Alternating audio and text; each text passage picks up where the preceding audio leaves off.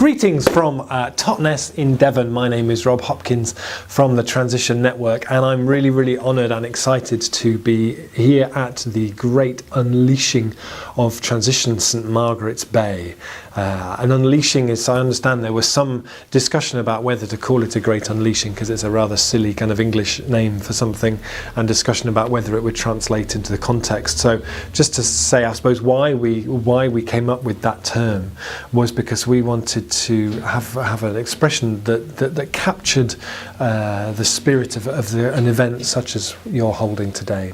So the idea of an unleashing is that it is the moment when a transition group steps out and announces its arrival in the world. It's a declaration of possibility. It's a launch, but it's also something which we argue should be something where in about 10 years' time in St Margaret's Bay, people would put a big plaque up to outside the hall where you're holding this event to celebrate the moment at which this incredibly historic process began. This process which led to a rethink of how St Margaret's Bay works, that led to a huge engagement of people in making that happen, that led to a flourishing of new enterprise, that led to a whole kind of collective process of living more within our means, but seeing that as an enormous opportunity, that saw a flowering of culture and creativity and innovation, and it can be linked back to this event where you all came together and collectively decided, right, we can do this, let's do this. So that's really what an unleashing is. It's the moment when a transition group arrives and issues the invitation to the local community saying, right, these are the challenges, what will we do about it? So I'm really excited to see an unleashing taking place in Canada, and I'm really excited to be able to participate in it in some way. So where might it go after that? So you have an unleashing, all these people come together, you have talks, you have food, you have celebration, you meet, and you hopefully leave this event floating out on a cloud of possibility. So then what happens? Well, transition is something which is run by ordinary people, which is run from the bottom up, which is self-organising, where it's driven by what we call engaged optimism. It's driven by a sense that we can do something about this if we can get together with the people around us. Bill Mollison, who invented permaculture, used to say, I can't save the world on my own, it'll take at least 3 of us. So transition's a bit of a sort of evolution of that, I guess. So transition goes through a few different stages. It starts out with what we call a starting out stage, as you might imagine rather unimaginatively, which is where you get going and you start holding meetings and awareness raising, and I think quite a lot of that's already been happening in terms of films and starting a group and all that kind of thing. The second stage we call deepening, which is where you become transition wherever, transition St Margaret's Bay in this case, and you actually start to really work as a group and put attention to that side of things. The third one we call connecting, and connecting is about how you start to spread out and really take that initiative out more deeply into the wider community, working with the council, working with other local bodies, that kind of thing. And it's the fourth stage where transition, I think, really becomes quite distinctly different from lots of other community environmental things that might have gone before. And we call that building. And that stage is about how do you take the dynamism, the creativity, the goodwill, the energy that will have been unleashed on this event today and in lots of previous things that have happened, and from a whole range of different things that will have happened in the area long before anybody even mentioned the word transition. How do you focus all of that into the creation of a new economy for the area which is more appropriate to the times that we're moving into? So we're moving into a time where the new normal, if you like, that we're going to be living in is one where the climate is increasingly unpredictable, where the need to massively reduce our carbon emissions is absolutely imperative, where we need to be reducing our carbon emissions by about 10% a year. That's not going to happen by accident. That's something that needs an intentional, collective discussion and thinking about how that's actually going to work. The new normal in terms of energy is going to be that energy is going to be increasingly expensive and the prices are going to be increasingly volatile.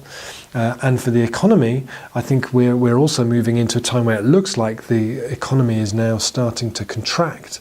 And so how do we live with those three things together? And rather than just hoping it's all going to go away, how do we actually see that as an opportunity? These are times that are rich with possibility, rich with opportunity. What do we do with that? And that's really the challenge that an unleashing picks up. How do we make that new economy happen?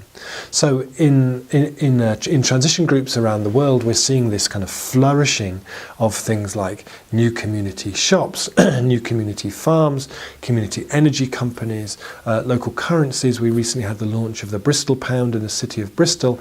Very exciting, big citywide local currency with a lot of support from the local authorities.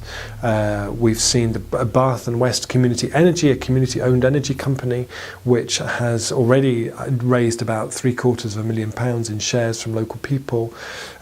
Community farms, all this kind of stuff is really about saying we need to apply a kind of entrepreneurial thinking to what we do in order to move forward from this point. It's very exciting. And it means that we start to look at an economy that maybe has 5 or 6 different kind of qualities to it. So the first one is around localization, that where we can, we start to bring the production of core things back closer to home.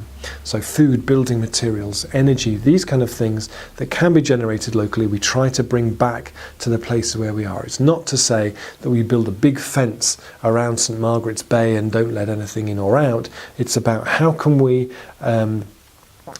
try and make sure that as much of what we can produce locally can be produced locally. It's about resilience. It's about designing into the way the place works the ability to withstand shock from the outside, so that whether that comes from high fuel prices, economic shocks or whatever, the place doesn't just unravel and fall to bits. It's about bringing assets where we can into community ownership. So when there's development that happens in the area, the local people can be part of that, owning that and benefiting from that, rather than a moment where that just sort of sucks money and resources out from the community. It has to be low carbon fundamentally from the beginning in terms of everything that we do. It's also about living within natural limits, and also I think it's about not just personal profit, this idea of social enterprise. How can we design new businesses, new infrastructure which actually meets the wider needs of the community rather than just generating employment? So what you're doing sits in a really, really important context, I think. What we've seen over the last 6 years since transition started has been a flowering of creativity all around the world. So transition started here in the Devon town of Totnes and has since gone to thousands of communities in 34 countries around the world who are trying to figure this out as they go along. Transition looks different in Bologna, in Brixton, in Brasilandia, in Barcelona, but there is something that is distinct that runs through it, that it's about ordinary people deciding that now is the time in history to do something extraordinary. The agricultural revolution took thousands of years. The industrial revolution took hundreds of years. This has to happen in 10, 20 years. This is an extraordinary thing. If we can turn it around in time, it's something that our children and their children will tell stories about and sing great songs about. And many of those songs will include mention of the unleashing of transition St Margaret's Bay. So I think what we're looking at is something where transition is a process which is driven by possibilities, and it's that shift from thinking about probabilities to possibilities. Very often in the environmental world, in the community development world, we tend to focus on probabilities. You know, we like probability. What's the probability that we'll see this level of climate change by this point in time or whatever, and we can get stuck in probability. The shift to possibility is where we come alive, I think, where here we are in this situation. What do we do about it? What are the possibilities that now present themselves? What could we create out of this? What skills, training opportunities can we create for our young people? What are the possibilities of shifting from an economy where we wait for inward investment to come from somewhere to internal investment, where we're able to shift our pensions and our money into driving this process at the local level? And that shift from probabilities to possibilities is fundamental to transition, and it's something which is hugely empowering and inspiring, I think. So after 6 years of being involved in transition here in Totnes and seeing it unfolding in many, many other places as well, I've come to rethink what I mean by that term resilience. I mentioned the standard definition early on about it being able to withstand shock from the outside, but actually increasingly it seems to me it's about the degree or the amount of possibility that transition group has breathed into the local community, into the local economy. I'm reading to my 10-year-old son at the moment Ted Hughes's books, his creation stories, and in how the tortoise became, God takes clay from the ground and makes animal shapes and breathes into them, and then they fly or run away or swim away or whatever it is that they do. And for me, transition is like that. It's about breathing possibility into the place so that when it encounters shock, it feels it has possibilities, it feels it has options, it feels it has the skills to make those happen. It's built the networks between itself to enable that to happen. And I think at the moment where the world is kind of focused on two economic stories, do we either have austerity where, like a rose bush that isn't doing very well, we cut it back down really, really hard to the ground in the hope that it's going to send up new shoots, or that we just borrow even more money that we have no hope of paying back from future generations in order to try and re-stimulate economic growth. This third story about plugging the leaks in our local economic bucket, about bringing the economy home to the places where we live, of transition, is a really, really key third story that should be sitting up alongside the other two in those debates. And it's not a story that is sitting waiting for permission, it's a story that's already starting to happen. People are picking this up where they are, creating their own livelihoods, creating their own businesses, rethinking how their community works in a very strategic and unconstrained and imaginative way. So I think what we're seeing is something really, really thrilling happening around the world, and I'm really, really thrilled that Transition St Margaret's Bay is involved with that and is part of that. And to see the spread of transition across Canada, it's really, really, really exciting and exhilarating. And sometimes people imagine that transition is almost like a Coca-Cola franchise, that we kind of sit here in a little office in Totnes directing everybody and telling everybody what to do.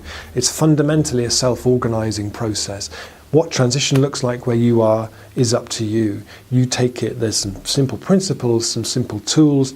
We offer resources, connections, storytelling and so on. But actually what transition looks like where you are is up to you. And I hope that this event this evening will have really, really inspired you to be a part of that, because fundamentally transition is a process that's driven by what you're passionate about. If food is the thing that gets you out of bed every morning, or energy or education, you bring to this process that spark, that passion, and transition creates a space within which that can be used to drive forward and to change the history of the place that you live.